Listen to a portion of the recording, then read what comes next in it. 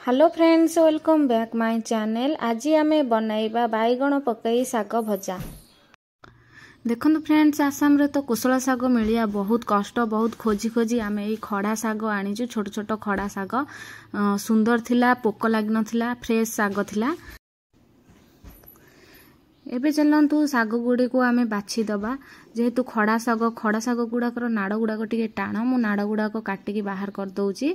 हाथ रे भी छिंडुनी, सेथिपई मु ताकू छुरी सहाय्य रे काटि देइची सब साग गुड़ाक। साग एठी बछा सरी जाइची। आमे ताकू एबे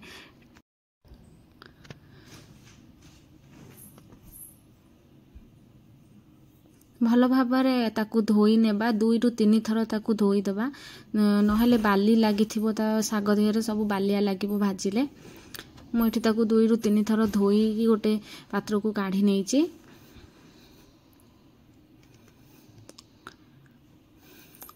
एबे आमे साग गुडे को सब छोट छोट करी काटी दबा।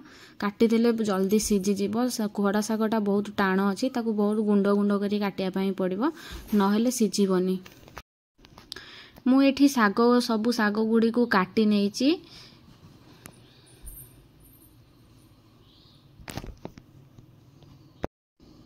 मु एठी गोटे बाईगण आ पियाज को छोट छोट करी काटी रखीची साग रे पकेबा पई।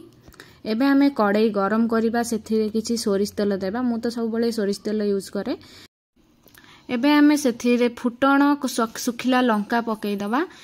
फुटण गुडी को पाची गला परे आमे सेथिरे कटा हेतिबा पियाज पकेइबा, ताकू भाजी दबा टिके। भाजी सारला परे आमे काटी रखिथिबा बाईगण को सेथिरे ऐड करिबा। बाईगण को टिके भाजी दबा।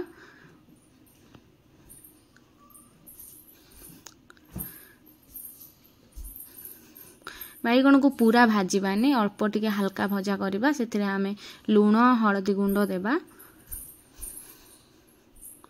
जेतु साग हमर अछि, सागटा सिझी गला परे बहुत कम होई जिवो, आमे अल्प टिके लूण देबा। अधिका लूण पकेइले लूणिया होई जिवो। एबे आमे सेथिरे साग ऐड कर देबा। बाईगण को पूरा भाजीबानी, हल्का भजा करिबा। सेथिरे हल्का भजा करी साग को ऐड कर देबा। साग को बाईगण को एम्ति मिक्स करिबा भलो से। जेहेतु ये खड़ा साग, आमे खड़ा साग को टिके घोड़े दबा सिझीबा पई। मोर एठी देखि पारथिबे साग भजा हेई सारिची। केते सुंदर कलर आसीची, बाईगण भी पूरा सिझी जाईची, खड़ा साग भी सिझी जाईची। देखि पारथिबे मु एबे प्लेट को ताकू काढी नउची। केते सुंदर देखाउची। गरम गरम ताकू पखाला सहित खाइले कि गरम भात रे खाइले बहुत टेस्टी लागिवो। आजिर भिडियोटी भल लागिथिले मो चैनल को like, comment, share and subscribe करने को जम्मा भी भूलिबेनी। Thank you.